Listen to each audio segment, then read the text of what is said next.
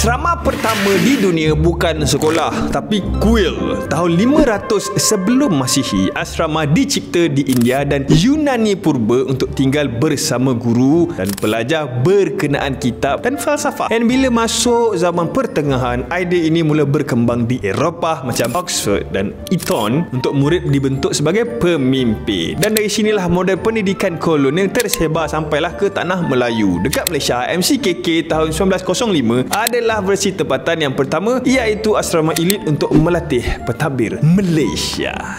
Bang, mana kau? Bang, saya nak RM1 boleh tak? Oh, nak. Thank you. Saya pergi dulu. Okey. Tapi saya tak ada tempat nak pergi. Saya teringinlah nak ada tempat yang excited bila nampak saya. Aku tahu. Nampak asrama perempuan tu? Pergi dekat toilet dia. Mesti dia orang excited. Okey, thank you bang.